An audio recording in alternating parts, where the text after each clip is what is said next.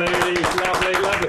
They're on form tonight. I'm loving the benches tonight. I am Stanford Chidge, and you are watching and hopefully listening to the Chelsea Football FanCast. Pablo, Ross, Jonathan Kidd on great form, but no greater form than our lovely people somewhere over there, the benches. And I have to say, those knickers that flew into our general direction, which we thought that actually they were Jonathan Kidd's, because we found out that he was hanging around in the Debenhams lingerie department. But that isn't true, is it? Actually, Tell, you bought them. You bought them, Tell? Yeah, I did, yeah. Yeah, can you explain to me the look on the face of the sales assistant when you were purchasing a pair of blue Chelsea knickers? They didn't mind at all. Did they not ask you what size, sir? No, they didn't. They didn't. They were a present for some, actually. Oh, yeah, it's small. Did they not say, yes, we've heard that one before, sir? You notice there is a hole here. You can put something through if you so wish. A piece of celery. A piece of celery, yes. I think we should move on right now. Blimey. Okay, no, you can't do that. You can't do that. It's ruined it. It's ruined the illusion. No, I can't go on. I'm leaving. Very, okay, Jonathan's off. I can't cope with that. I'm going to move on. We're going to move on. The knickers came from nowhere. Greg's freaking out. Let's go to the... Let's throw this script away. Who was that man? Take you off air. Everything's gone too. If only we had a camera on them as well, it would be hilarious. Let's go to the next match and have our little sting to calm it down. Calm it down, people. Calm it right down. Hello? Push the button. I know you've thrown your script away in disgust, but I'm still expecting the sting to come in on time. That's the one.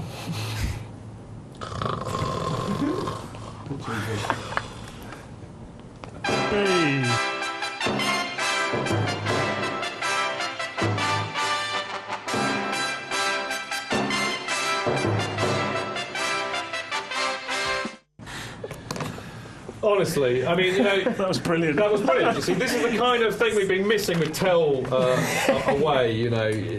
Honestly, knickers walking into shot. It was a great improvisational moment, wasn't it? I mean, how can we possibly talk about football after that? Unfortunately, we have to. But actually, I'm really pleased because for me, the game against Liverpool, a team that I loathe and despise, as everybody knows, for me, Ross, that was the best performance of the season. Number one, and number two, I thought it was a very Jose-like performance by the team, and by that I mean that they were, the tempo was good, they were pressing everywhere, they were tackling, the commitment was excellent. I just loved every minute of that, Ross. So what do you think? Yeah, I think it was the best big game performance of the season, considering the opposition. It was a big game too. Yeah. A lot of people fancy Liverpool to get a result. Yeah, I know. Yeah, the first 45 minutes was breathtaking at times, and I think it demonstrates. I think it. Just agree. Sorry. I think it demonstrates that at our peak we can deal with anyone. I think it's more the fact that when we're playing other sides, they tend to, use a little bit less energy, and as such, we tend to struggle. Yeah, it's interesting, isn't it? I mean, I said this on Talk Sport when I was talking to Goldstein and Cundy, I think, or was it? Very good. I can't remember what it was, but. I said, look, I just don't see us losing against Arsenal and Liverpool because Jose will not allow it. And the way he sets the team up in a big match like that, I said, we're not going to lose. We might not win, but we're not going to lose. But I was delighted we beat Liverpool because that was, because we can't stand them. And on a bigger level as well, as much as people have moaned about not winning at Arsenal or United or whatever, well, we're going to do that in a minute. Negative won both of our big games at home, which is all that matters. The other thing that I'd like to say about the Liverpool game was that, we did all this having been forced to make two substitutions. Lamps, and both of them very integral to how we play. I mean, Branner had to go off because he was injured, and Lamps went off. Both of them are out for a month, I believe. Well, there were four injuries across the two teams in that game, wasn't there? But they were very important to us. I mean, when Jose sets a team up like that in the first half, Frank's there for a reason. And of course, we'll talk about. I think Mikel was the sub, wasn't he? Yeah, he was. We'll talk about Louise in a minute. But I thought they did very well considering that. But isn't it wonderful when you can bring Mikel on and Ashley Cole on? Who playing out of his skin? Yeah. There's all the detractors saying that all he does is pass the ball sideways and backwards. Absolutely. He's been absolutely phenomenal. One man who I thought played brilliantly, which I think deserves a mention, is JT. Actually. Oh, wonderful. We got a nice player. We got look at that. Look at that. It's filling me with pride. I'm loving that. Sorry, that's probably killed the mic, hasn't it? But it just deserved it. Look at that. Captain, leader, legend. Look at that man. Goodness me. If I wasn't a bloke. Anyway, the other thing is brilliant. But what would you do? Well, if I wasn't, well, I don't know. Well, I'd probably kiss him. Kiss him. Yeah. I'd hug him. Hug him, man. But anyway, the other guy I want to talk about is Luiz, because we do give him a bit of a kicking now and again. And it was really, really interesting, I thought, first off, that, Mourinho did his usual trick of saying one thing and meaning another. I never use him in midfield. I'm never playing him in midfield. Brilliant, do it. And of course, the other thing is, I think that him and JT particularly are very responsible for keeping a certain bucked tooth, donkey-looking, Mr. Hartley hair-looking forward, known as Suarez. He kept him quiet. He didn't get any space to run as a combination of us playing deep and Luiz tracking him, really. There wasn't a lot of space between the midfield and defence. Very clever tactically, wasn't it? Really clever. It was very clever tactically. I think it was the tactics more than the Jose players. will do that every time. Yeah. He's the most brilliant tactician. It was great fun to see Suarez so quiet. I mean, actually, the best thing, we got a picture of Suarez. I think he's on the list, isn't he? I think the best. I hope it's one that's appropriate to what I'm about to say. Yes, it is. The best thing about Suarez when we played Liverpool just after Christmas, it just got me thinking. He is the perfect player for Liverpool, really, isn't he? He's a racist. He cheats. He bites, and he ran around all afternoon shaking his head, playing the victim. It was perfect, wasn't it? But also, absolutely perfect. Jose's statement that he made that huge dive at the end. What was it? You'd see the approach like jumping in a swimming pool. And he did. He went like that. But he is absolutely right. Every single time he is challenged, he adds a twirl into it. He doesn't just fall down and get attacked. The media have actually pushed it towards that it's Chelsea's fault. Whereas, in actual fact, the reality is, because, as Jose pointed out as well, is so many of the punters, the pundits, are all Liverpool. We'll get on to that. We should say, though, I don't know what Eti was thinking when he... No, he wasn't. No, it was stupid. But also, I'd like to say, what seems to have gone out of the game is the indirect free kick for obstruction. Yeah. He could have actually solved everything by just giving an indirect free kick, because it wasn't actually very physical. He stood in the way, and of course Suarez dived into it and threw himself up in the air. I completely agree, but whilst, I can't think of any indirect free kicks that have happened. No, they don't happen anymore. The only one is that they put their hands up now for offside, and that's it. It's gone out of the rule book. I think maybe they don't do that anymore, is it? Jonathan. They don't do that anymore. They do for us. No, they don't. They don't do that anymore because it's a bit PC. You can't do that. No, it's the angle of the hand. What do you mean they do the Anelka thing? I actually googled that, and it's actually a chicken dish. I know it is a dumpling. I know. I didn't know what all the fuss was about. Yeah, me neither. He was doing the impersonation of a chicken. Yeah, just very badly. Well, there we go. Actually, it's quite unusual. I thought Anelka could probably do an impression of a chicken quite easily. Really. But anyway, we should move on. And what I want to move on about is that it's very interesting. We talk about Suarez and his past behaviour, and I think it's amazing how the media, and this will segue into the whole Liverpool media thing, but it's amazing how he has been rejuvenated as this great holy figure who is now the best player in the world. They seem to have completely forgotten that he's probably one of the biggest, most nefarious cheats in football, not to mention a proven racist. No argument about this. 3 times the FA report said what he called Patrice Evra, and yet suddenly it's all vroom. I think it's quite clear as Suarez. If it was JT... if you look at JT, they're still vilified by the media. Sorry, I know I'm spraying, but I'm angry. JT vilified still all the time. Suarez completely exonerated. How does this work? We can be safe in the knowledge that sooner or later he is going to do something stupid again. His track record suggests that there's no way that he's not going to do something stupid again. Ban you and what, for being sensible? No, yes, for not spitting at you whilst I talk. Well, just show some passion, for goodness sake. Spit at me if you want to. I don't mind. But it's very interesting. But anyway, look, the real point, as you know, is going into what happened after the game, which I thought was hilarious. I mean, the Scousers actually were pretty quiet in the ground. I mean, to be fair to them, when they turn up at Stamford Bridge, they usually make a right old racket. I reckon, actually, the proper Scousers were still in Liverpool because it was, it was impossible to get there. It was kind of between Christmas and New Year. So I think we had all the, the London lot there, the Surrey lot. And they were, after we scored that second, they were quiet. Not even a "you'll never walk alone" at the end of the game, which they always do. That's right. I know, I'm surprised. But the whinging of them afterwards, everywhere, media, radio, TV, social media, absolutely hilarious. And even better, and this is the absolutely coup de grace for me, is that the Anfield Rap, a rival podcast to this, which I'm ashamed to say has far more listeners than we do. Shame on you. I know you're secretly listening to them. But the Anfield Rap had an entire piece in the Mirror online about how awful Chelsea are and how vile Jose Mourinho that was hilarious. how unfair it is. Justice for Liverpool against the referee. 2,000 words of rambling and then the last sentence saying your mind games aren't as good as they used to be. You're rattled. I thought, what a terrible piece of writing this is. How have they managed to give this all the space? Well, it got better because not only did the Anfield rap, we have to be very careful how we say that, did they get in there? But the Empire of the Cop had a dig at everybody, Chelsea, in the Metro the next day. And if you didn't think that they have any influence in the media, apart from the 30 ex-Liverpool players that are on radio and TV all around the world in various capacities, no hint of bias at all, if you didn't think that was bad enough, they allow their fans to write absolute rubbish, errant nonsense, opinion-based filth in there. I mean, goodness me, I'm going to write one next week, actually. I think. You're playing their game by getting annoyed. I am getting annoyed, but they annoy playing me. Their game. You think you might write one, you mean?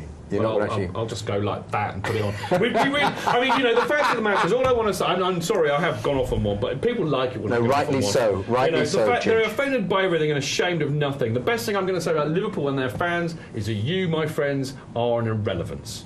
End of the lesson. Right. Now, the more observant among you will notice that we actually did play Swansea on Boxing Day, and I know you all had a jolly nice time because you were all there and I wasn't, but actually not a lot happened, to be fair, and I thought that the Stamford Bridge was quite subdued. We were quite wasteful up front, but thankfully we claimed all 3 points with another Eden Hazard goal, scoring his 9th of the season. And he is our leading goal scorer at the moment, which is great. And that's all I'm going to say about that, as Forrest Gump might say. All it deserves. I know, because I'd rather talk about the Arsenal Defence game. was great, though. Once again. Defence was great. We got about 7 minutes to talk about the Arsenal game, which I thought was a great match, in spite of what a lot of people were saying. Let's have a little bit of stingage to introduce it.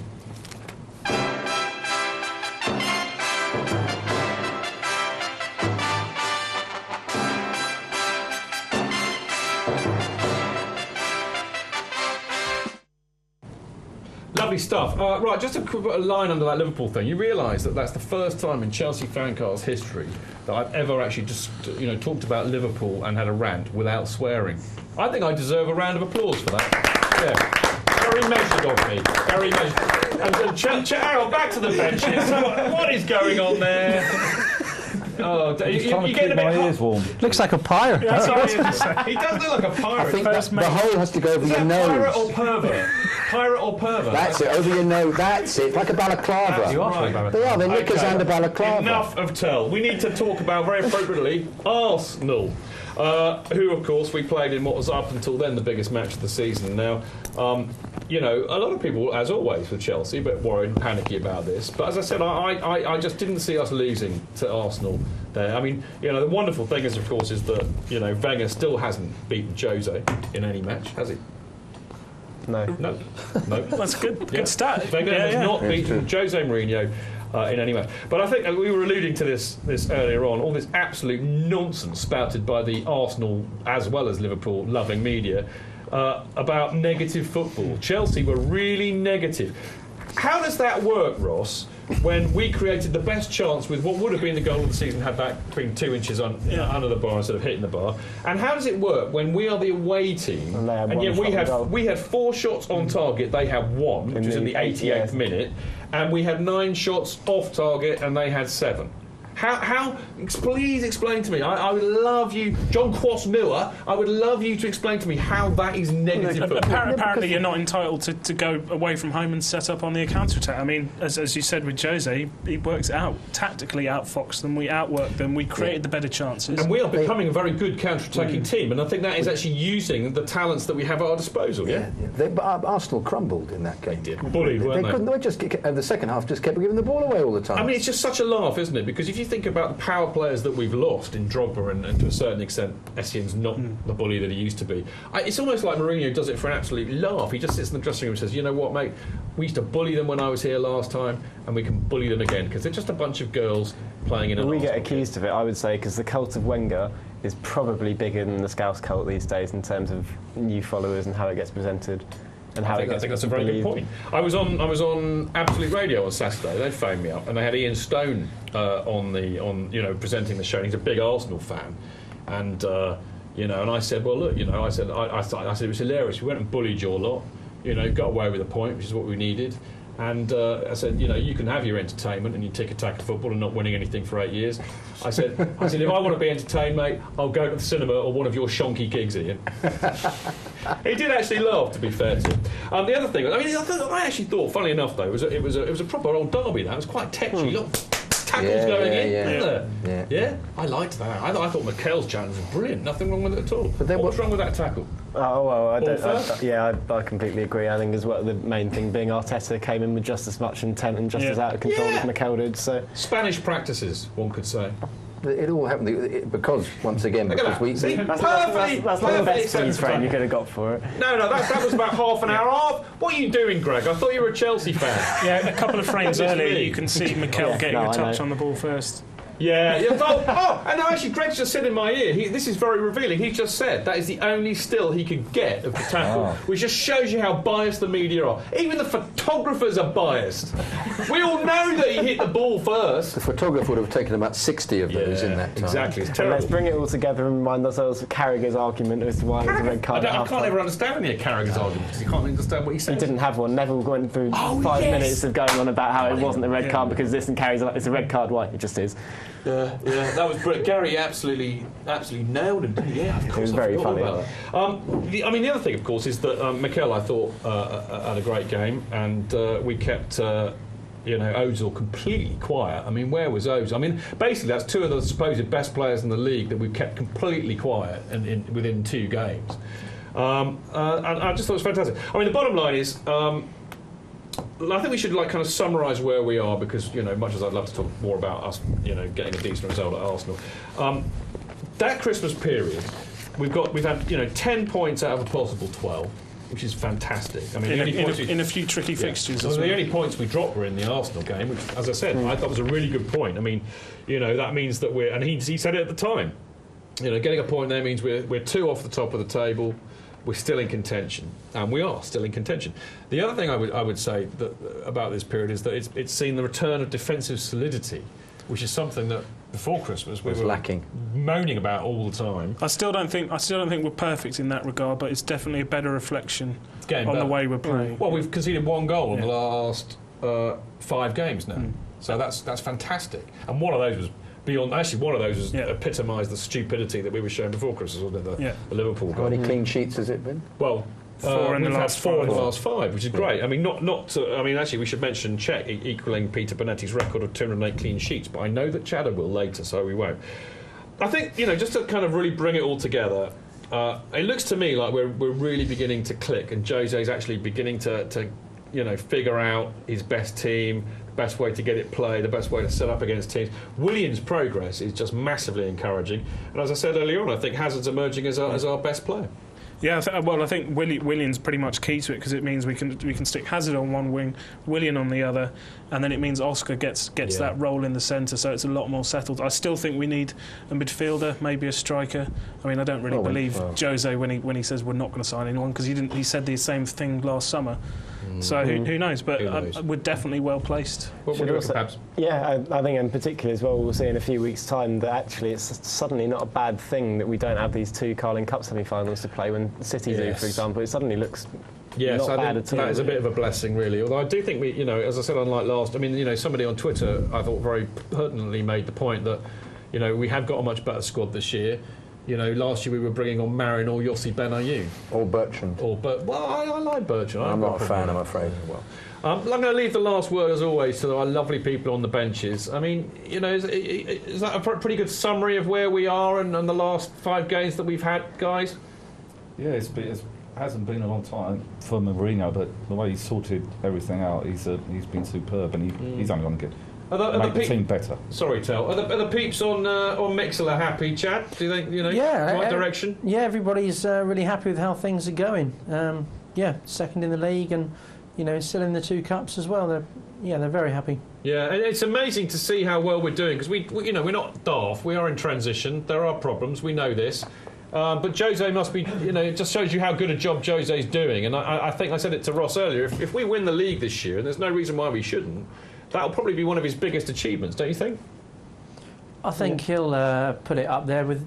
he knows the team isn't as strong as the one he had when he first came, so I think he'll be pleasantly kind of proud to win the league with the team that he's got now. If he does, yeah. Excellent stuff. And we're going to be hearing a lot more from Uncle Chelsea Chatter, because next it's You're on CFFC. I can't wait. See you in a minute.